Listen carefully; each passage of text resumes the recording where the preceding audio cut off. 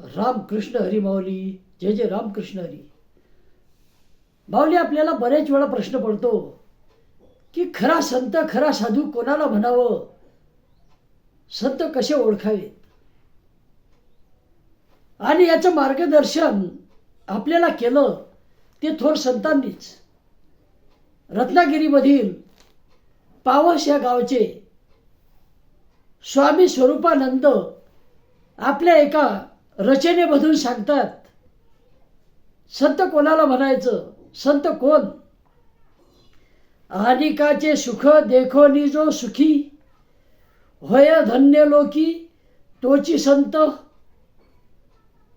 इतरांचं सुख पाहून जो सुखी होतो तो संत. इतरांच्या आनंदामध्ये सहभागी होतो, त्याला आनंद वाटतो, इतरांचं भलं झाल्यानं तो संत. म्हणजे या ठिकाणी त्यांना म्हणायचं की मत्सर नाही, कोणाचाही हेवा नाही. कोणाचं चांगलं होत असेल तर त्याला आनंद होतो. परंतु आजकाल मत्सरी लोकांची संख्या जास्त वाढलेली आहे. याला हे माझ्यापेक्षा जास्त का मिळालं, की याला हे का मिळालं, तो माझ्या बरोबरी कशी करू शकतो, मला त्याच्यापेक्षा जास्त मिळालं पाहिजे. हेवा, मत्सर. आणि हे ज्याच्या अंगी नाही तो संत.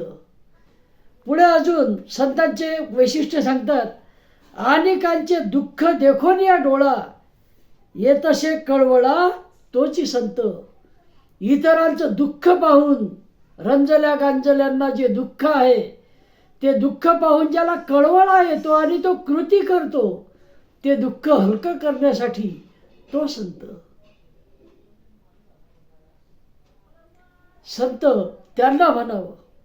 तुकाराम महाराज सुद्धा म्हणतात, जे का रंजले गांजले त्याशी म्हणे जो आपुले, तोची साधू ओळखावा देव तेथेची जाणावा.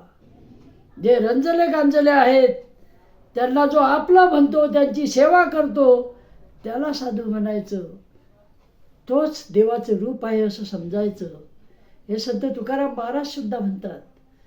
पुढे स्वरूपानंद काय म्हणतात पाहूया. गुणा जो अनिकाचे दोष, आणि ना जो मनी, गुणा तो वाखानी तोची संत.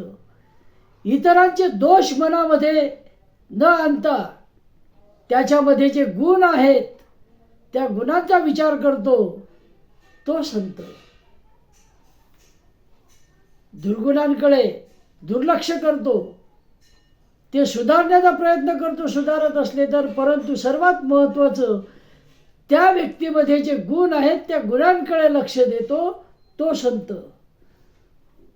पुढे काय म्हणतात स्वरूपानंद स्वामी पाहूया. लोक कल्याणार्थ वेची जो जीवित, संत तो महंत स्वामी म्हणे. लोकांच्या कल्याणासाठी जो आपलं जीवन खर्च करतो,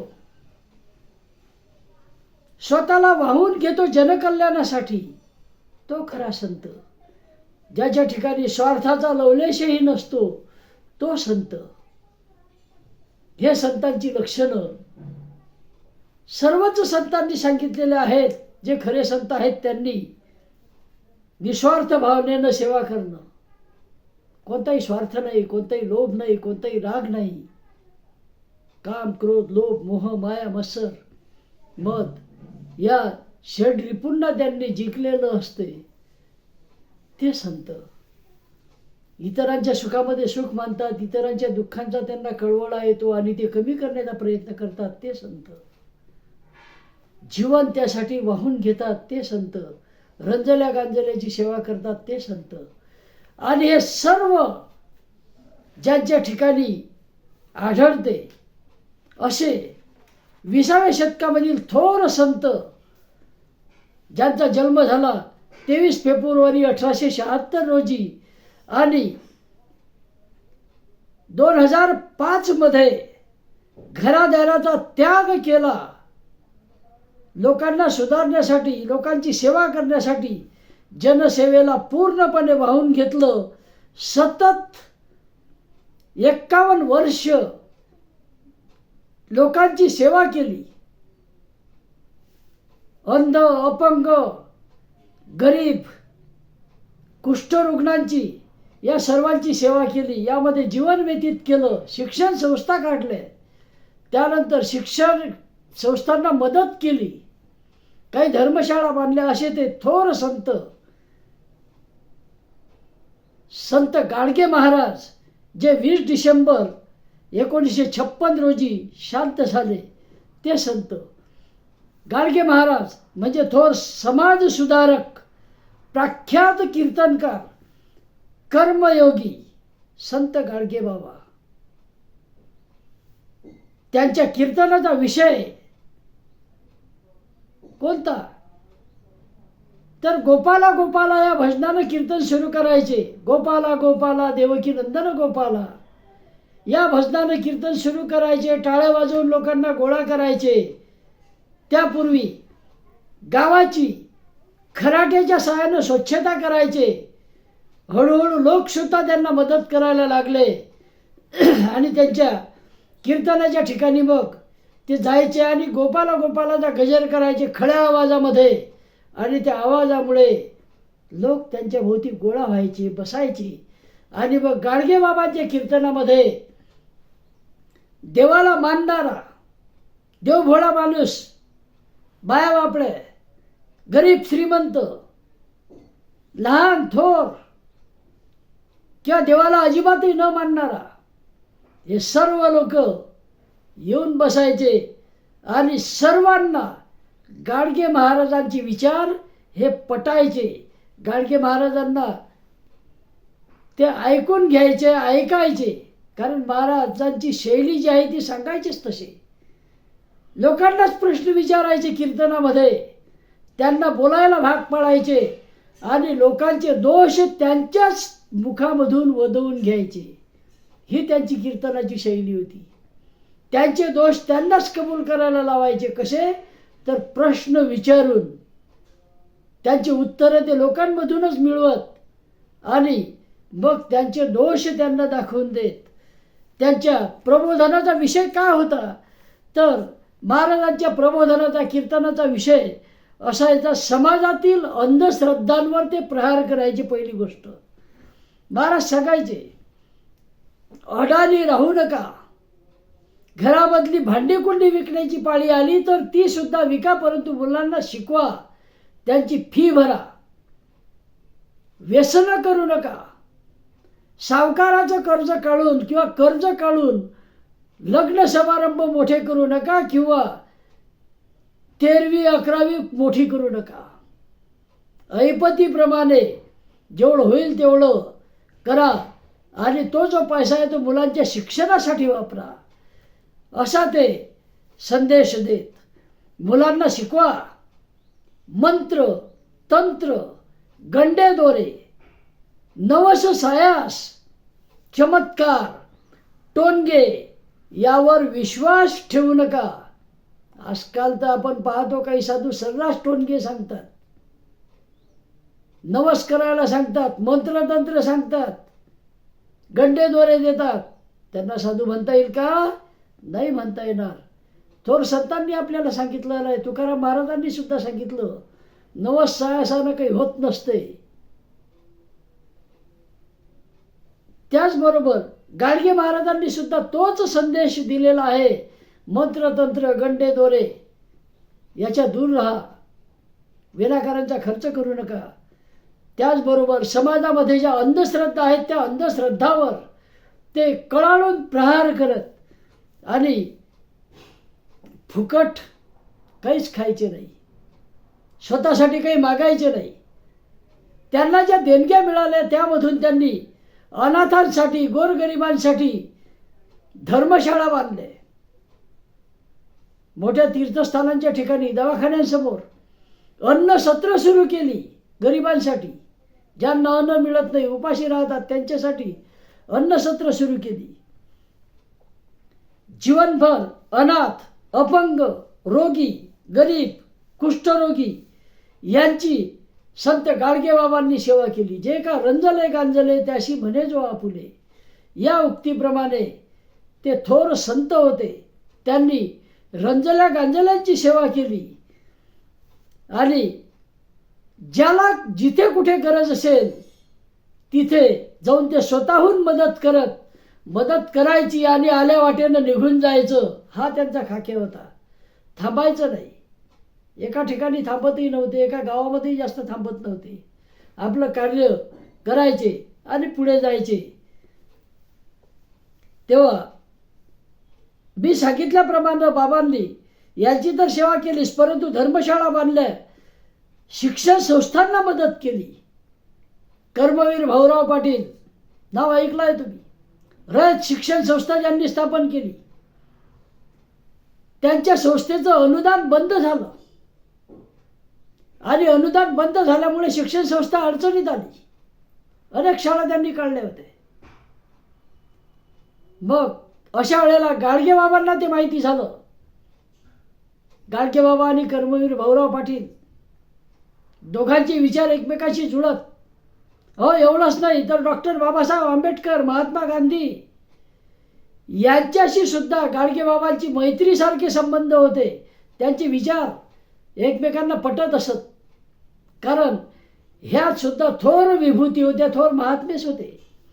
तेव्हा कर्मवीर भाऊराव पाटलांची अडचण त्यांना समजली. शिक्षण संस्था अडचणीत आहेत म्हटल्यावर गाडगेबाबांनी पुढाकार घेतला. कीर्तनामधून आवाहन केलं लोकांना देणगी देण्यासाठी आणि लोकांनी भरभरून देणगी दिली.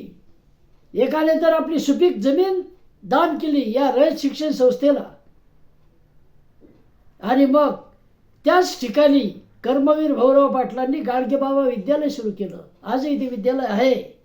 तेव्हा असे गाडगेबाबा ज्यांनी शिक्षण संस्थांना मदत केली, धर्मशाळा बांधल्या, त्याचबरोबर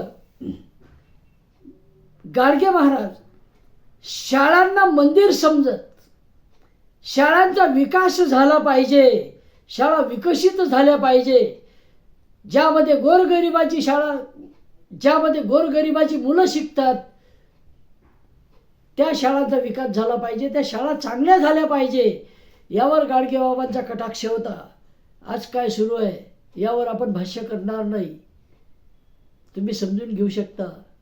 तेव्हा शाळा चांगल्या झाल्या पाहिजे, विकसित झाल्या पाहिजे, शाळांवर योग्य ते नियंत्रण असलं पाहिजे आणि गरिबाच्या मुलांना नव्हे तर सर्वांना 12व्या वर्गापर्यंत चांगलं दर्जेदार शिक्षण मिळालंच पाहिजे.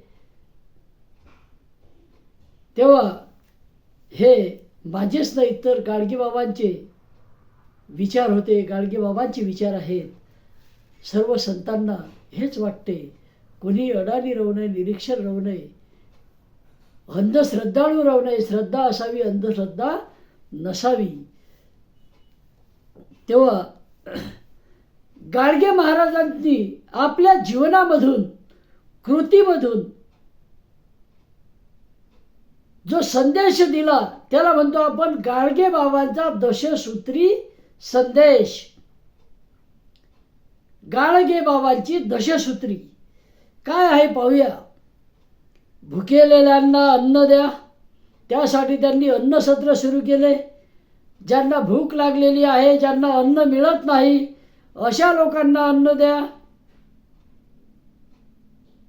म्हणजे ज्यांचं पोट भरलेलं आहे अगोदरच त्यांना अन्न देऊन फायदा नाही, जे भुकेले आहेत त्यांना अन्न द्या, असं महाराज म्हणतात. तहानलेल्यांना पाणी द्या, जे तहानले त्यांची पाण्याची तहान भागवा. पानपोई लावा उन्हाळ्याच्या दिवसामध्ये. उघड्या नागड्यांना वस्त्रदान करा. ज्यांच्या अंगावर पांघरून नाही त्यांना पांघरून द्या. वस्त्र नाहीत त्यांना वस्त्र द्या. गरिबाच्या तरुण मुलामुलींचे लग्न लावून देण्यास मदत करा. हे सुद्धा गाडगे महाराज सांगतात. बेघरांना आश्रय द्या, आसरा द्या. स्वतः त्यांनी धर्मशाळा बांधण्यासाठी पुढाकार घेतला, धर्मशाळा बांधल्या बेघरांसाठी. त्याचप्रमाणे तीर्थक्षेत्रावर सर्व गरीब लोक जे आहेत यांचे खूप हाल अपेष्टा व्हायचे,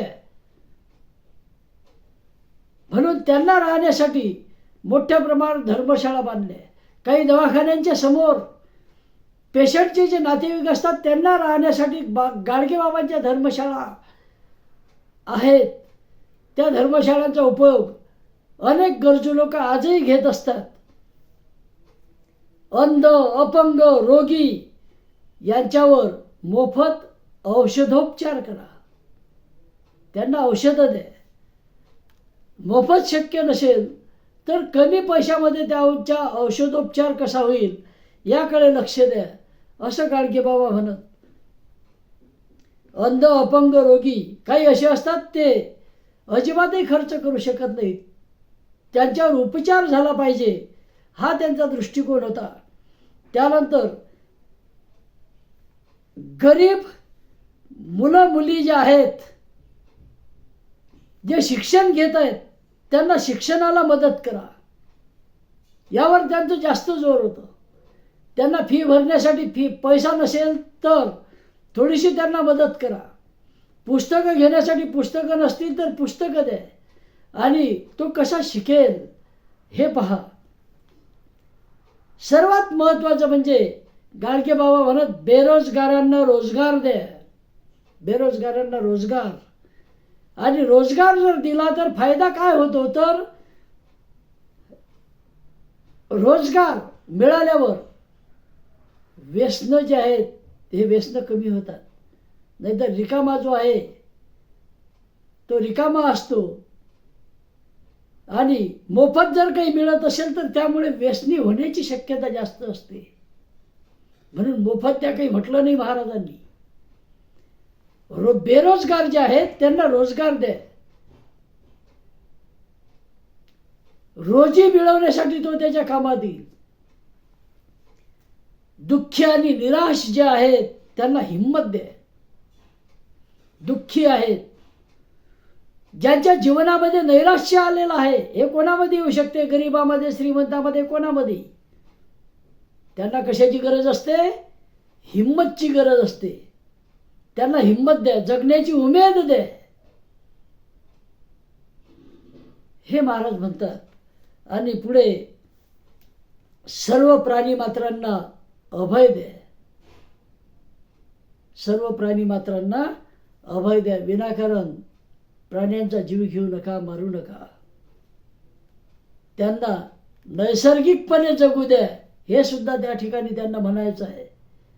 ज्याचं जे अन्न आहे ते त्याला मिळू द्या, हे सुद्धा महत्त्वाचं आहे, हे सुद्धा गाडगेबाबा म्हणत.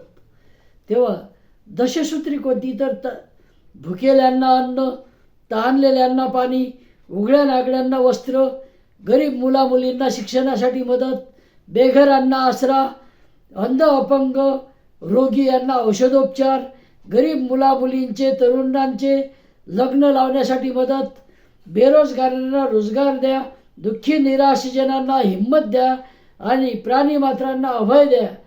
ही आहे दशसूत्री. थोर संत, अंधश्रद्धांवर प्रहार करणारे संत गाडगेबाबा यांची. तेव्हा गाडगेबाबांनी जो आपल्याला संदेश दिला त्यामधला थोडा जरी आपल्याच्यानं पालन झाला तरी पुष्कळ आहे, हे आज मी आपणाला सांगू इच्छितो. तेव्हा रामकृष्ण हरी माऊली. जय जय रामकृष्ण हरी. गोपाला गोपाला देवकी नंदन गोपाला. जय जय रामकृष्ण.